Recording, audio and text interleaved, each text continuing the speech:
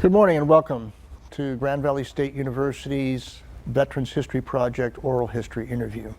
I'm Frank Boring, and today we're going to have a wonderful conversation about the Coast Guard. So if we could begin with, what is your name and where and when were you born? I'm Kent Fisher. I was born on July 1st, 1946 in Lansing, Michigan. And what was your early childhood like?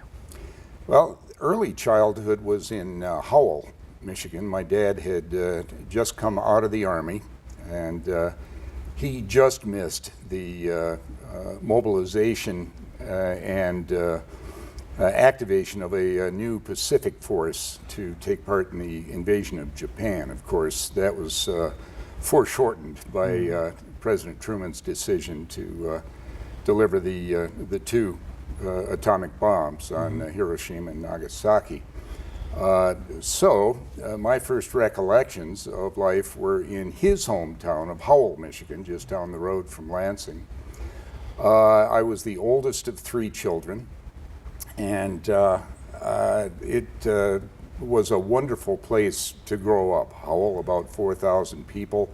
It had one of everything, I think, that a young man needed to mature and grow and have fun. I had a lot of fun. Everywhere I needed to go, I could go on my bicycle.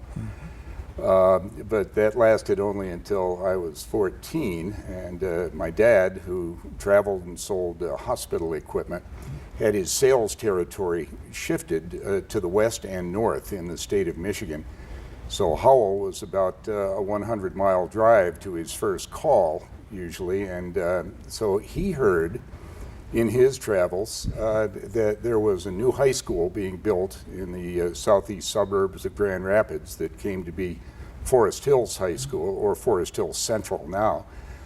He also heard, and I think this was most appealing to him, that there was a new four-year state college that was being chartered this is 1960. He saw opportunity for me, for my sister, and my brother, in that order, to attend what became Grand Valley State College, and of course now Grand Valley State University. I went to Grand Valley. My brother went to Grand Valley and graduated in 1975. My sister was scholarshiped at Kalamazoo College, and so that took her out of the equation. I'm curious, for obvious reasons, and this kind of goes off tangent a little bit for the Veterans History Project, but yeah. What did you go to Grand Valley for? I wanted to go to Michigan State University and play basketball for Forty Anderson, and my father wanted me to go to Grand Valley because of the liberal education that was announced and was realized later on, and the low cost that was announced and was realized and really is still in effect in comparative terms. I wanted to study English.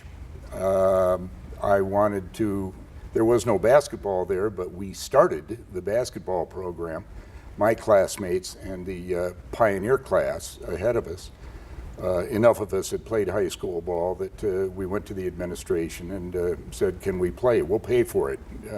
And a coach was assigned and some funds put aside for that. Humble beginnings, but basketball got started there. But I wanted the liberal education. I wanted to be fairly close to home, but away from home. And in that second year, Grand Valley sanctioned the building of not on-campus housing, but adjacent to campus housing. And so my parents approved of that, and I moved to Allendale and began to study towards an English degree. Were you aware of world events going on around you? This is a very difficult time in U.S. history. Did it reach you? Yes, it did, but not as dramatically, I think, or as publicly present as Berkeley, the University of Michigan, Harvard, the great hotbeds of student dissent, the Student Democratic Society, SDS, and those people. I think we at Grand Valley then, there were about 600 of us, were cut from different cloth. Probably, it's tough to make a generalization about that, but many of us, myself included, were the first in their family ever to have the privilege of a college education. Our values, I think, were somewhat different than those on the left and right coast. I think we had a different idea about what a college education meant. It, to us, was a platform or a springboard, perhaps, to the rest of our lives, at least the rest of our working lives. And so I think we took it a little more seriously in that regard.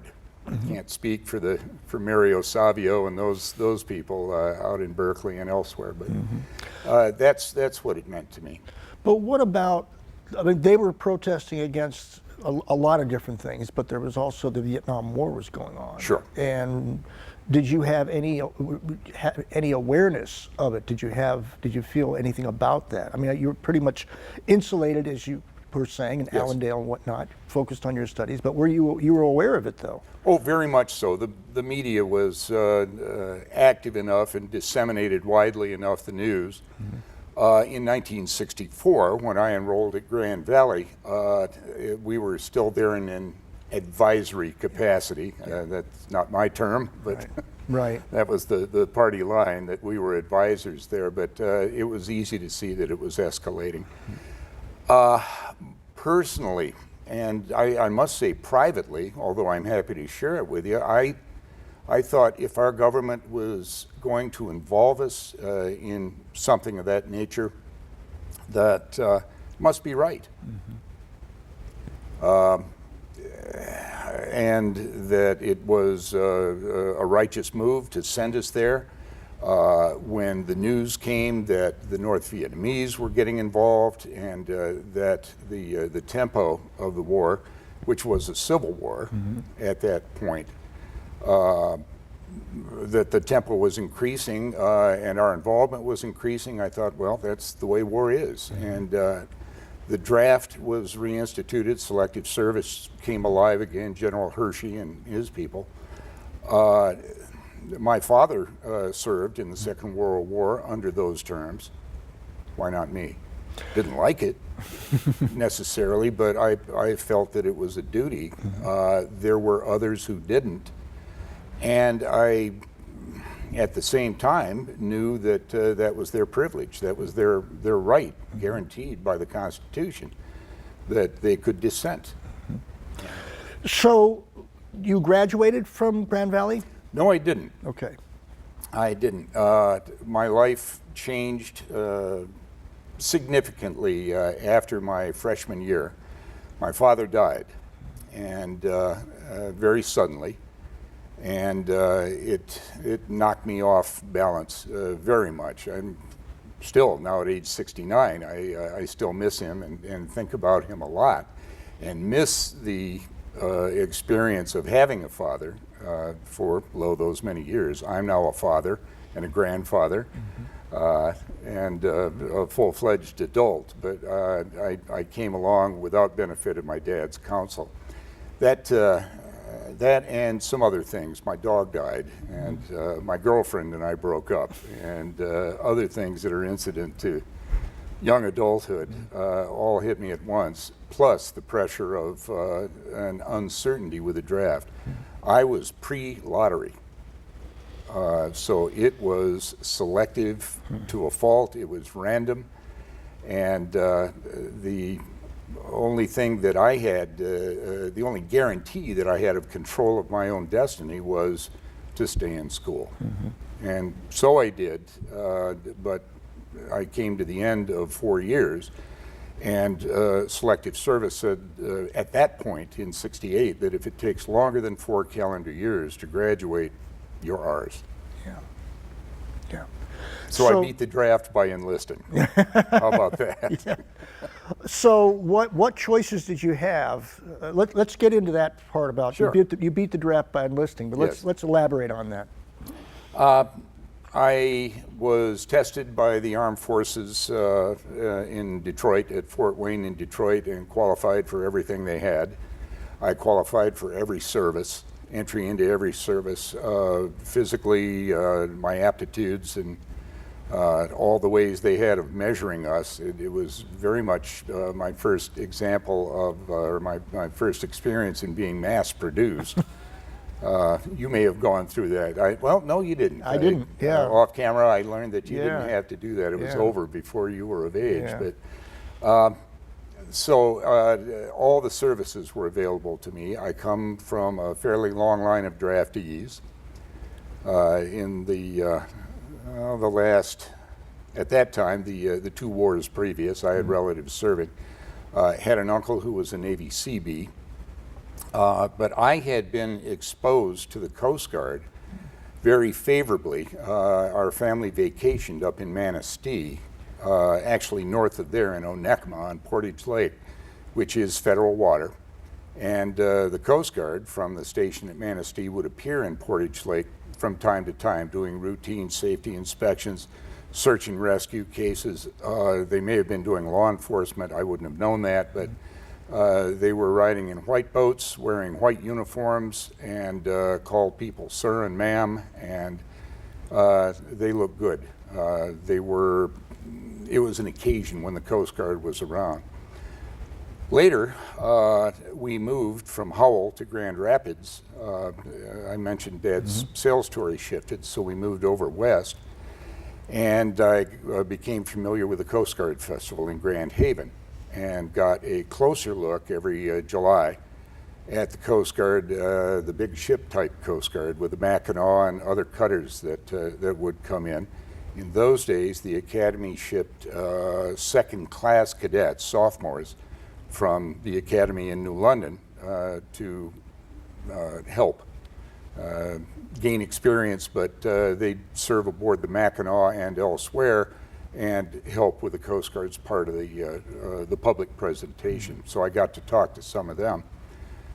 Not long after that, up into 67, 68, as the war escalated and really, in my judgment, got out of hand with the involvement of the North Vietnamese. Who knows, the Chinese communists might have been fueling things. But it got out of hand, and our policies changed to meet that, to the point where we didn't think we could win. An honorable peace was the best we were going to be able to do. I became draftable, draft age, and I did not feel that I wanted to be in the Army. My dad had, although he was passed away, I didn't have him to counsel with. I think he would have been pleased to have me in the Army. I would not have been pleased to be in the Army. I was pleased by the things they did, the peacekeeping for us, the offense and the defense, greatest Army in the world, but I just didn't think it was for me. I remembered my sensibilities about the Coast Guard. I knew that they were not a Defense Department service. I didn't know much about their missions. But I sure like those white uniforms, and I knew that they slept between sheets and ate off plates, and that seemed like a good place for Bob and Marge's little boy. You know, my father told me, because he was in World War II, he joined the Navy. His father had been in the Navy, my grandfather, but he said the same thing. They slept in good sheets, they had good food, good choice. So what was the process? How did you actually get into the Coast Guard? By hook or by crook, Frank, the Coast Guard had a very small, a very limited enlistment quota. Without a college degree, I didn't qualify for any officer programs for the academy or the officer candidate school. I didn't have a marketable skill to be directly commissioned as a doctor, a lawyer, an aviator, and so forth. So I took my chances with everyone else, and I left Grand Valley without graduating in the summer of '68, shortly after I was married. I married Catherine Riak of Fountain Street, Northeast in Grand Rapids, Central High School, and Grand Valley State. I went to the Coast Guard recruiting sub-office, which was open, I think, twice a week in the old Federal building here in Grand Rapids, and put my name on the line. I had been tested, but not selected yet by the Armed Forces entrance service. And so I found that I was eligible for enlistment. Indeed, I was told I was a preferred applicant for enlistment, and I was told to go home and wait for the call. What would have happened if you had not been accepted? Well, therein lies the tale. I was called in December, mid-December of '68, and invited to report. That's the last invitation I ever received. That wasn't an order. I was told that my quota came up, and the following Monday I was to be enlisted and shipped from the recruiting office in Detroit and sent to the boot camp in Cape May, basic training. I quit my job. I was working construction out in Allendale, and I quit my job and said my goodbyes, got my affairs in order in about 4 days, and my wife drove me to Detroit early in the morning on that Monday, and I said I do, and that evening I was in Cape May being Hut 2, 3, 4'd around for the next 9 weeks and so forth. First mail call in boot camp came about the next Monday. It was about a week until mail found us, and there was a telegram in the mail. And for those of a certain age, they'll know what I mean when I say the telegram. Greetings. Your friends and neighbors have selected you to serve in the armed forces. You will report to Fort Knox, Kentucky on a date that had already passed. This had been delivered to my home. My wife forwarded on to me. And I thought, here I am in blue clothes and a Dixie Cup hat, going Hut 2, 3, 4. Am I in trouble? Am I AWOL? Are they going to come and get me? I didn't know. So I took the ultimate risk and knocked on our company commander's door, a very hard-bitten chief quartermaster from Massachusetts who ate recruits, the rumor was, bad man. And he growled. I came in, came to attention, saluted, and said, "Sir, I have this telegram that says I'm supposed to be in the Army." His face turned red, steam came out of his ears, and he said, "Let me see that." I gave it to him. He said, "Oh, you want to be in the Army?" I said, "Sir, no, sir, I'm in the Coast Guard." Oh! It was like something out of Gomer Pyle, but he flamed quite a bit at me and tore the telegram up, threw it with a sweeping gesture into the trash can, and said, "Get out of here, you're in the Coast Guard." And that was good enough for me. I didn't bother him with it again. He did from time to time call me sergeant or corporal or something like that, all with the same growl, always. But no, I was issued dog tags and had an ID card and learned to talk like a Coast Guardsman does, and so that was that. But 10 years later, and I'll keep this to the point, but 10 years later, I encountered my recruiter, a Master Chief Bosun's mate named Hollis Stevens, who had been the officer in charge in Detroit and actually enlisted me. He was, at that time, the Commandant of the Coast Guard's senior enlisted advisor. He had worked his way up through the ranks.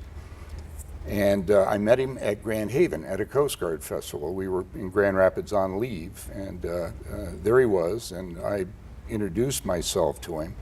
He saluted me. I was in uniform. He saluted me, which is the way it works, the big wheel turns. But I said, Master Chief, you probably don't remember me, but you enlisted me in Detroit in early 1969. I made it in. He said, well, and you got a commission somewhere there. Yes, sir, I did. He said, if I recall you, sir, you just made it. I said, how do you mean? He said, our Grand Rapids office had an informal policy with the draft board right across the hall from them in the federal building that we could borrow, and he made air quotes, we could borrow records of preferred applicants of ours for evaluation. Yours was borrowed along with several others, and we just didn't quite get around to giving it back to them. I said, you mean you gave it back to him after I was already in the Coast Guard? He said, well, yeah, something like that. So that's what I mean by you just made it. And I said, thank you for your dishonesty, Master Chief. It's worked out very well. And I hope he doesn't get in trouble for that, although Master Chief Stevens has retired now from the Coast Guard. But That's a wonderful story. it was, those were the times. Yeah, yeah. The transition between civilian to military, but also in some cases boy to man, Yes. happens in boot camp. What was the boot camp experience like for you? We were told that by some scale, Coast Guard recruit training at Cape May, New Jersey, which is right down on the appendix of New Jersey, the very bitter end, was one of the top three as far as difficulty, physically and emotionally, to survive and accept the training. In just 9 weeks, the Coast Guard sought to take away, I won't say tear down, but take away some of the habits. Certainly communications was changed to learn the vernacular of the Coast Guard. It's not a floor, it's a deck. It's not a stairway, it's a ladder. It's not a window, it's a port, and so forth. And also to teach us how to operate under stress in an environment with a company speaking a language and using equipment dressed in a different way than we had been the previous 18 or 19 years. 9 weeks to do that. There's no gentle way to do it. We were in a wartime setting then. Vietnam was still very active, and the Coast Guard was playing a very active part in it then. So it was shock therapy. And I don't know how I would have learned some of the things that they meant to teach me anywhere else but boot camp. It was difficult. I was homesick. There's no place like Michigan. And Dorothy didn't say that, but I did. And South Jersey in the winter, I was there from January to March, is a beastly place. It's wet and cold and snowy and rainy, excuse me. Not at all pleasant, which is a wonderful environment for training because we weren't staring out the window at the beach. We were concentrating on what it was we were doing, trying not to get in trouble, because that was one of the techniques. That we were threatened with physical punishment, with physical drill under arms. Get some water? Yeah. Yeah. Thanks. Extra calisthenics. On this side. Oh, it's here. Yep. Edit this. Yeah, that's quite all right. While you're doing that, I want to get on to another, I want you to continue on that, but I don't know what the term is in the Coast Guard, but I know in aviation terms, the Army Air Corps, and all that you could wash out. Yeah. Could you wash out? I mean, what was the term? If you actually messed up enough, they could say you're not in the Coast Guard anymore. Is that something that was a possibility? Discharge. Okay, discharge? Discharge under one chapter or another of the Okay. personnel manual, but it'd be discharge. They also had reversion. If you were in your 4th week and screwed up, they could send you back to the 1st week, which I guess they thought was therapeutic. I'm not sure I would have felt it therapeutic. Yeah. I would have said, get me out of here. Yeah. And they'd make you wear, when I say Dixie cup, you know what I'm talking about, a sure. sailor hat, Yeah. dyed red. So everybody knew you were a follow-up. It's like the dunce cap. Very much so. Yeah. In fact, worn like a dunce cap with the wings Oh, down. wow. Yeah. Yeah. I'm not sure they do that anymore. I Mm-hmm. think it's become a kinder, gentler recruit training Mm-hmm. by law.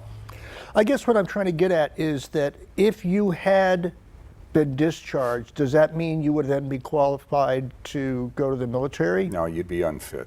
Oh, okay. All You'd be right. coded Okay. as unfit for military service. All right. If the Coast Guard doesn't want you, the Army certainly Not doesn't going to want take you. it either. Okay.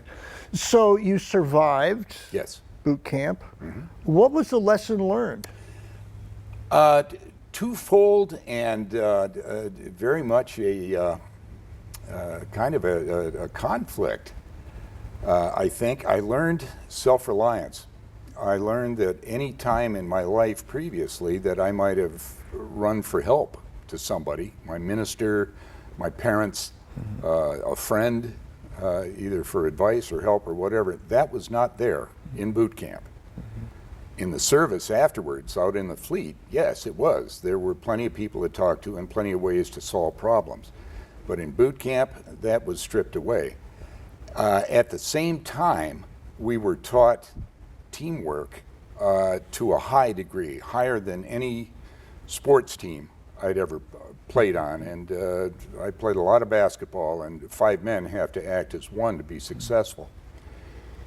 Not so much anymore. One guy has to be successful and the other 4 go to the other side of the floor. But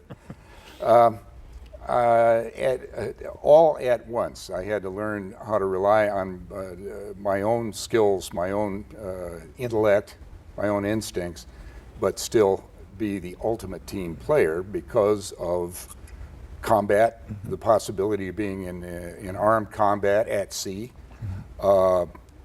In peacetime, being on deck when some 18-year-old kid is running a crane with a 4-ton buoy swinging back and forth, literally putting your life in somebody else's hands, having trust and confidence in them, and working with them in stressful situations, but still being my own man. The Coast Guard didn't take my values away. They didn't tear me down and rebuild me in a different form, but they refined, I think, the best of what I had.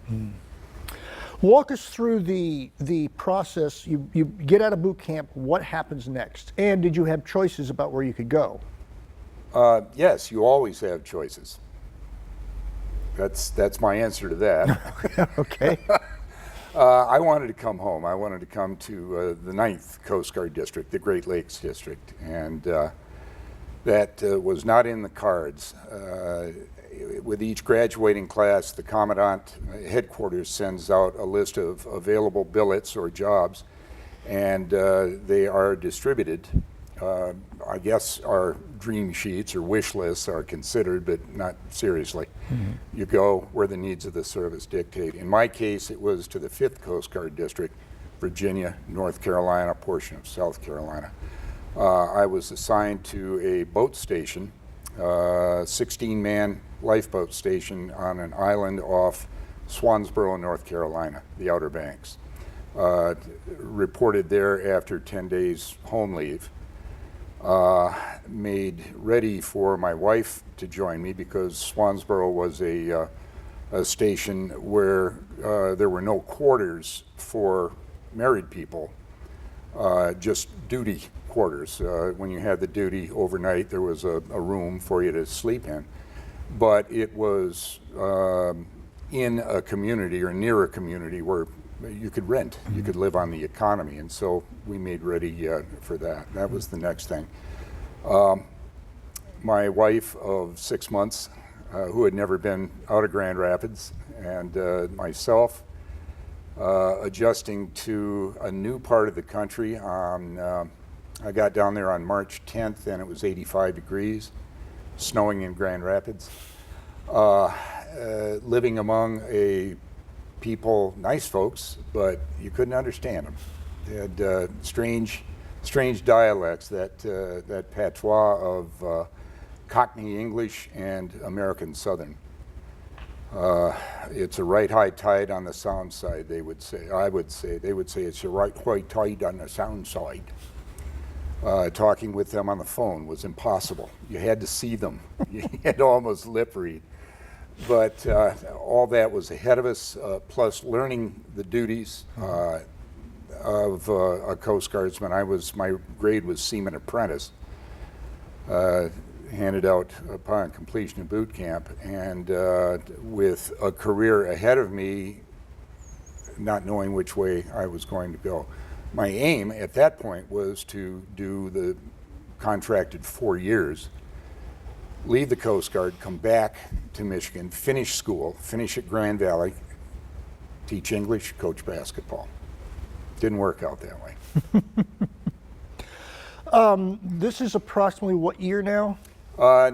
This is March of 1969. Okay, so the war is still going on. Yeah. My plan was that the war would be over by the time my hitch was up in '73. It wasn't. Yeah. It was dragging on. Yeah. So you now have your wife with you, and you're learning a new, I won't call it trade, but a new skill, if you will, within the Coast Guard. Frank, it being the Coast Guard, it is a set of skills. There are especially in an apprenticeship that I was in, being so junior, I had to learn everybody's job. I had to learn firefighting, I had to learn boat handling, marlin spike seamanship, what to do with ropes and lines, painting, cleaning, scut work, radio telephone communications. Were these classes that you were taking? Okay. On the job, strictly. Okay. From the more senior people at the unit, and 'twas ever thus. It's been that way. It's still that way. Yeah. This is a disciplined outfit. You are learning skills. How difficult was it for you personally to master those skills, and what was the reaction of the people who were trying to teach you? Well, the reaction of the people teaching me was that many of them hadn't run into anybody that had 4 years of college before. My accent was puzzling to them. I was called teach or professor every once in a while. There was even one who admitted later on that he thought that I was there undercover with Coast Guard intelligence because I picked things up quickly. Picked things up quickly because I was afraid that I'd be put in a position sometime where it was up to me to do something and I didn't know how to do it. And I learned right away in the Coast Guard that there just aren't squadrons of people to come in and do things. Specialists with backups and more backups and more backups. It's Watashi. I haven't heard that term, Watashi, in a long time. It's Japanese for me. I know. So that took how long before you moved on to your next stage? About 8 months, because I applied for advanced training, which would have with it advancement to non-commissioned status. Petty officer is the term in the Navy and the Coast Guard. Pay grade E4. I made pay grade E3 by correspondence, as everyone does. And put in for Yeoman School. And a yeoman in the Coast Guard is a personnel administrator, a clerk. The Navy has a grade called personnelman, but yeomen do a little more. We do court reporting, discharges, enlistments, the administrative end, building service records, closing out service records, administering leave records, which is accountable. There's a pay implication to leave. I also noticed from the yeoman, seeing the yeoman on a ship nearby Swansboro, where I was, that they stay in the office a lot and are warmer and drier on average than the guys out on deck, and cooler than the guys down in the engine room. And my test scores, the aptitude battery said that I was qualified for that. I put in for school. The school was on Governor's Island, New York at that time. We've since moved from there. There's no Coast Guard at that location. But I got it and transferred there right at the end of November of '69. And your wife was able to go with you? No. No, it was not an accompanied station. She stayed in Grand Rapids, living just down the street from her parents. Okay, all right. Did you get a chance, all through this period of time, did you get a chance to play basketball? Whenever. At Swansboro Station, out on an island, there was a goal up on the garage, the boathouse, and we played driveway ball. When I got to Governor's Island, Yeoman School had a team. We had another guy who had played college ball. He had played at Gannon University in Erie, PA. And a bunch of guys who had seen basketball games. I listened to them on the radio. So it was kind of commando basketball, Right, but right. there was a league. It was a school command, so radiomen were there, damage controlmen, commissarimen were there, and each school had a team. Yeah, yeah. We played a league schedule. Of course, people rotated in and out, and so we didn't have the same players all the time. I was with them for, it was a 3-month school, so I guess I played for about 2.5 months. Okay. So what was the next step in your career? I became a non-commissioned officer. I wore one red chevron under an eagle with crossed quills. That was our rating badge. And I was transferred to, where the heck did I go? I went back to North Carolina because I was technically still under the 5th District's purview. I had been loaned to school to be trained and advanced, and then sent back into the 5th District fleet. It was the Coast Guard cutter Verbena, a delicate little orange flower with like a little yellow nose in it. The Verbena was a 100-foot construction ship. We built aids to navigation in the intercoastal waterway and also serviced smaller class buoys in certain of the inlets in North Carolina and South Carolina. Had a great big gantry on the bow, which housed an air pile driver, and with, well, we called them fair leads, with block and tackle and pulleys and shivs all over the deck. We could take a creosote treated timber, a telephone pole, bring it up to vertical, move it into the gantry, put the pile driver on it, tack a jet pipe that reached down to the bottom of the pole, and with a fire pump water through it so that it would blow the bottom material away while it was being pounded down, while the piling was being pounded down, and then put on it whatever the light list called for, a lighted aid or a reflective day beacon, triangle or square, or whatever was needed, and then check the position.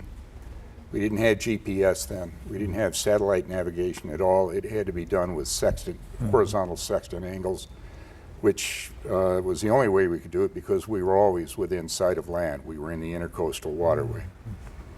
That was our job. Okay. Like any other Coast Guard unit, we were subject to a call for search and rescue. Law enforcement, if it was necessary.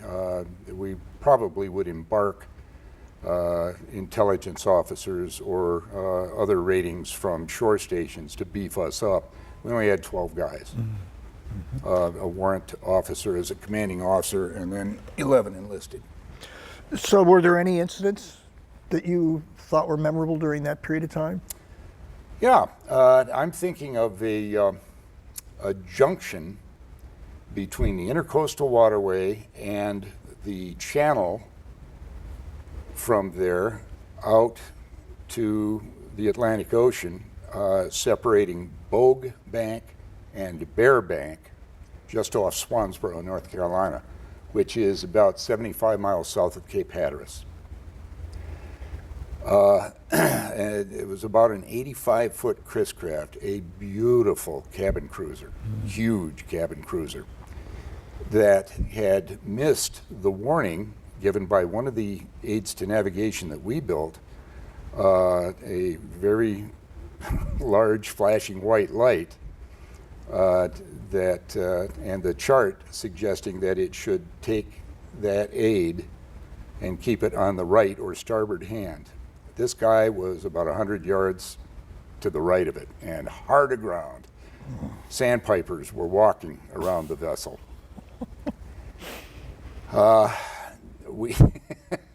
We were called by the station, by Swansboro Station, to come down and take measurements and be sure that that aid was in the right place, because this guy was going to cost the government a lot of money to tow him off. We'd have to wait till high tide. The station would have to send a boat. We would hitch on and try and get him off without ripping the bottom and the shaft and the propeller out. We did get him. There was enough water under him, and the station's boat tripled up its tow line and was about that far away from me. Washed sand out from under him as they threw it full ahead and pulled him off safely. We went aboard. I was sent aboard along with the boat coxswain from the station to check this guy out. Is he drunk? Is his chart in error? It was noon on a bright sunny day. He shouldn't have been using his chart, just reading the aids. But we went aboard, and he was a very cordial fellow from New York State on his way to Florida with his boat for the winter. And the bosun's mate from the station asked him, "Captain, you missed that aid." Of course, everybody's a captain. You got a 12-foot aluminum skiff, you're a captain. But Captain, you missed that junction buoy by quite a wide margin. I wonder if your charts are up to date. And he said, "Oh, charts? Well, I got my chart right here."